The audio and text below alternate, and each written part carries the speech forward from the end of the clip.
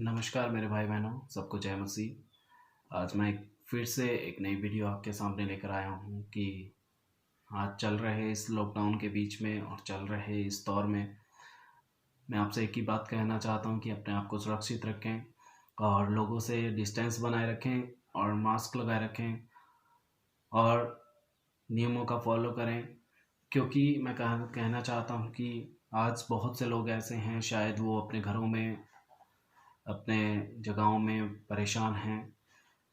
और मैं आपसे एक ही बात कहता हूँ कि जितने भी हमारे मसीह भाई बहन हैं, हम अपने जीवन को ये ना समझे कि हम चर्च नहीं जा पा रहे या फिर चर्च बंद है तो हम परमेश्वर से पीछे हो रहे हैं। ऐसा कुछ नहीं है। अपने जीवन को परमेश्वर के लिए बढ़ाएं और प्रार्थना करते रहें और वचनों को पढ़ते रहें और अपने जीवन को अपने पास्टर के साथ कांटेक्ट में रहें ताकि वो आपको नई नई बातें सिखाए। और मेरा वीडियो बनाने का एक मकसद है कि आज बहुत से लोग हैं कि अपने जीवन को शायद कहीं ना कहीं अपने जीवन को कमज़ोर कर चुके हैं या फिर अपने जीवन को ये सोचते हैं कि हम पीछे हैं और हम परमेश्वर में हम नहीं पढ़ पा रहे हैं, हम नहीं सीख पा रहे हैं। मैं चाहता हूँ कि जितने भी लोग इस समय इस वीडियो को देख रहे हैं तो प्रभु आप सबको आशीष दे और एक नई सोच, एक नई बुद्धि दे। क्योंकि हम चाहते हैं कि परमेश्वर का कार्य हमारे जीवन में, हमारे परिवार में होता रहे और प्रभु की आशीष हमारे परिवार में बनी रहे, ताकि हम अपने जीवन में, अपनी आत्मा में, अपने शारीरिक जीवन में, मानसिक जीवन में हम परमेश्वर की उपस्थिति को पहला स्थान दें, अपने जीवन को परमेश्वर की ओर दें। और क्योंकि वचन कहता है कि हम प्रभु के हैं और प्रभु ने हमें बनाया है। तो एक वचन आपके सामने रखता हूँ, उसके बाद हम वचनों की ओर जाएंगे, जो मेन टॉपिक आज हमारा है बातचीत करने का।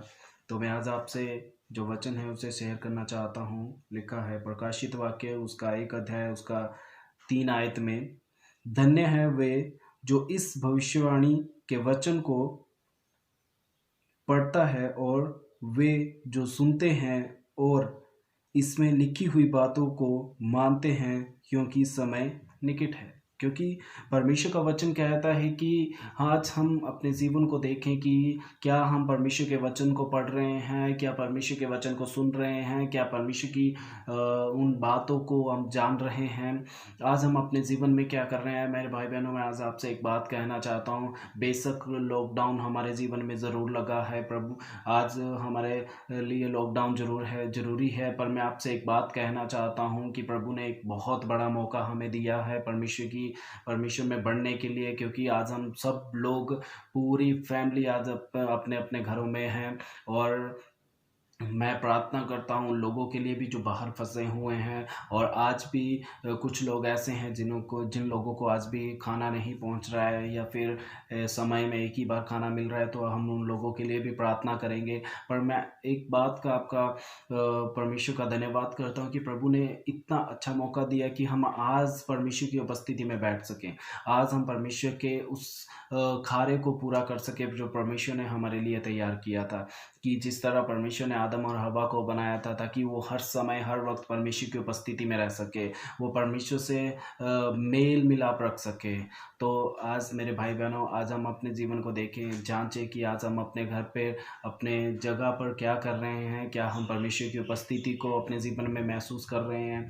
क्या परमेश्वर के लिए अपना जीवन दे रहे हैं? क्या परमेश्वर के लिए अपना समय दे रहे हैं? तो यहाँ पे वचन गहराई से एक बात को कहता है कि धन्य है वे जो इस भविष्यवाणी के वचनों को पढ़ता है। कि मतलब आज हम अपने जीवन को देखें, क्या आज हम बाइबल खोल रहे हैं या फिर वचनों को पढ़ रहे हैं या फिर गहराई से वचनों से परमेश्वर हमसे बातचीत कर रहा है? क्या आज हम परमेश्वर के लिए तैयार हैं? और आगे लिखा है और वे जो सुनते हैं। और मैं आपसे कहना चाहता हूँ मेरे भाई बहनों, जो नहीं पढ़ सकते हैं, जो लिख नहीं सकते, तो वो परमेश्वर का वचन कहता है क्या तुम सुन रहे हो? क्योंकि वचन कहता है सुनना परमेश्वर की ओर से होता है। और लिखा है इसमें लिखे हुए बातों को मानते हो? क्या इसमें सारी लिखी हुई बातों को मानते हो? क्योंकि समय निकट है। आज वचन हमें उसी बात को बता रहा है कि वो समय नज़दीक है जो परमेश्वर का आने वाला है। यीशु मसीह फिर से इस दुनिया में आने वाले हैं। मेरे भाई-बहनों, अपने आप को तैयार करें प्रभु के लिए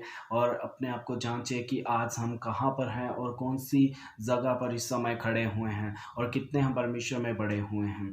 तो मेरा बोलने का मतलब यही है कि आज हम अपने घरों पे परमेश्वर ने बहुत अच्छा मौका, एक समय दिया ताकि हम अपने परिवार में, अपने लोगों के बीच में, अपने घर पर बैठकर प्रार्थना करें और वचनों को पढ़ें और जितना सा ज़्यादा हो सके परमेश्वर के लिए अपने जीवन को दें, अपना समय दें, है ना?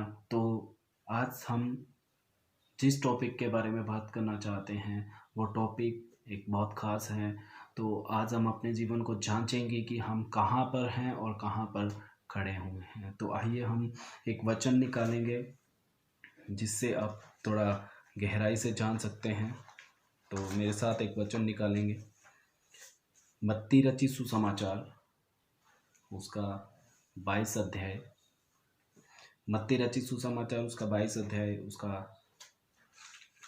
14 वचन हम पढ़ेंगे। वहाँ पे बहुत एक गहराई की बात लिखी है।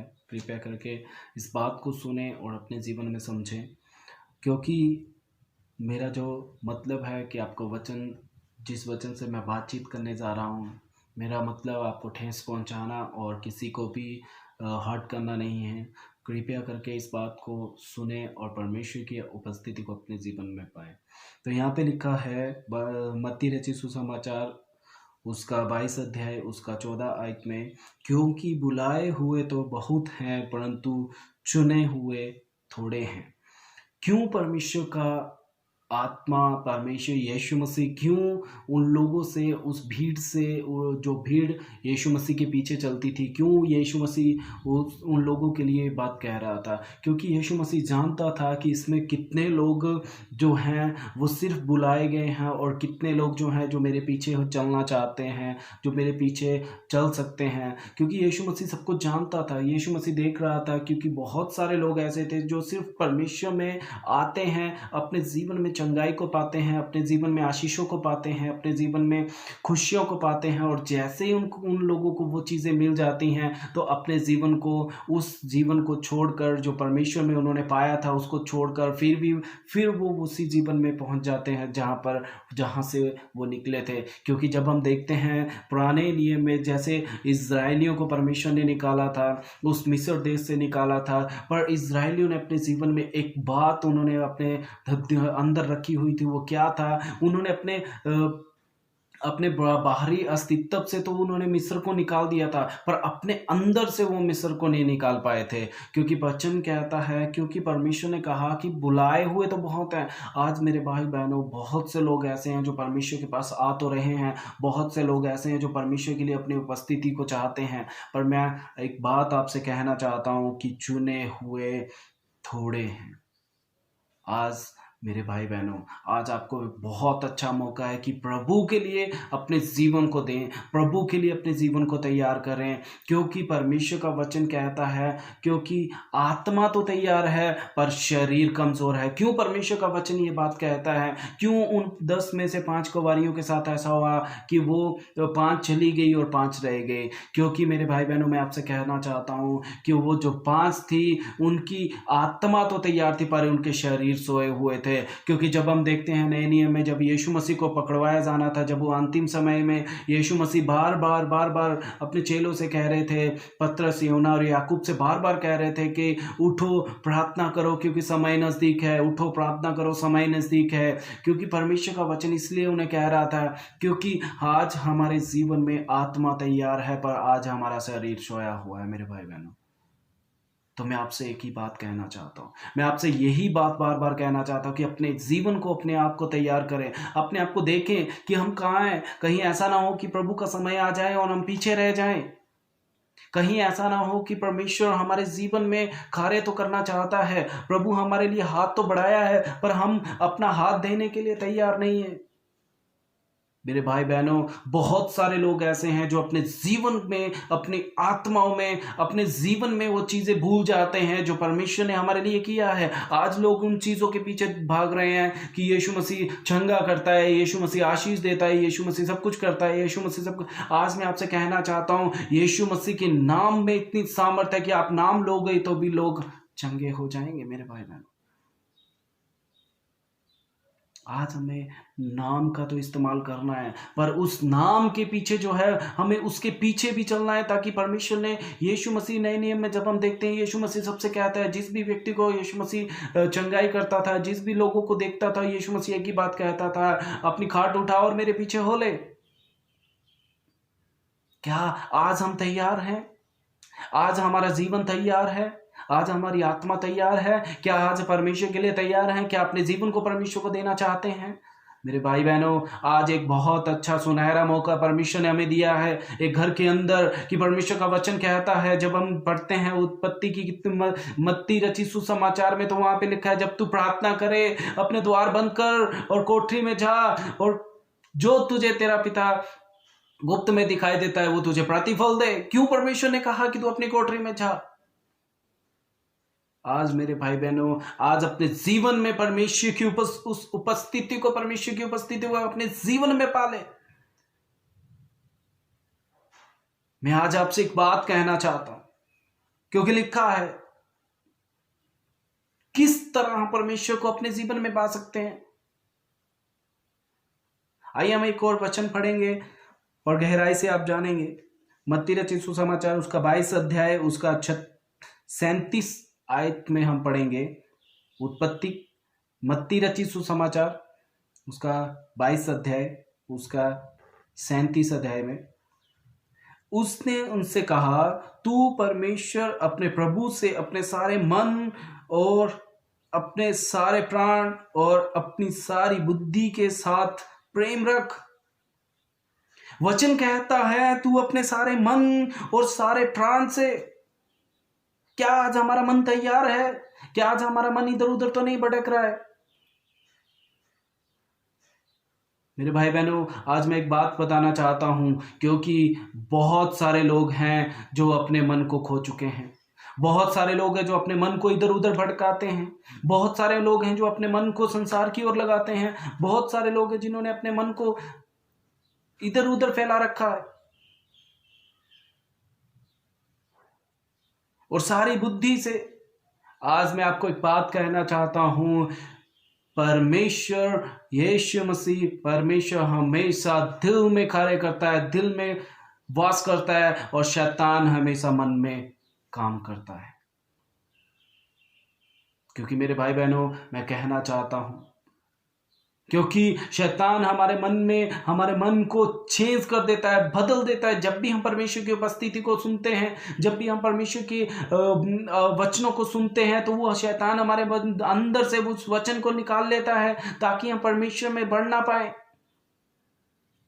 मेरे भाई बहनों, आज हम अपने जीवन को एक जगह पर, अपने मन को स्थिर करें, ताकि परमेश्वर आपके मन को बदले।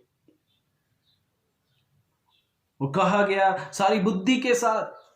आज बहुत से लोग हैं जिन्होंने अपने आप को ये समझते हैं, हम बहुत ज्यादा ज्ञानवान हैं, हमें बहुत बुद्धि है। जब नीति वचन में आप पढ़ेंगे तो वहां पे लिखा है, जो ज्यादा बुद्धिमान है उसकी बुद्धि व्यर्थ है, जो संसार की बुद्धि के द्वारा चलता है। क्योंकि परमेश्वर हमें अपनी बुद्धि देना चाहता है, परमेश्वर हमें एक नई योजना देना चाहता है, परमेश्वर हमें वो मार्ग दिखाना चाहता है। परमेश्वर ने मलाकी की किताब लास्ट अध्याय में क्या लिखा है? वहां पे लिखा है कि जब हम पढ़ते हैं, परमेश्वर के लिए मार्ग तैयार करो, क्योंकि वो समय नजदीक है। मेरे भाई बहनों, मैं आपसे यही बात कहना चाहता हूं, हम अपने जीवन में परमेश्वर की उपस्थिति को पाएं। आज अपने जीवन को तैयार करें, क्योंकि वो समय नजदीक है। यशा की किताब जब हम पढ़ते हैं, तो यशा के बारे में जब आप पढ़ेंगे, यशा उसका पहला अध्याय में लिखा है, यशा एक ऐसा व्यक्ति था जो परमेश्वर को तो जानता था, पर परमेश्वर की सामर्थ को नहीं जानता था। आप पढ़ेंगे पहले अध्याय से तो वहां पे लिखा है यशा कभी भी किसी जाति को देखता, अन्य जाति को देखता था, यशा किसी भी लोगों को देखता था जो पाप करते थे, वो सीधा उनको कहता था हाय तुम पर, क्योंकि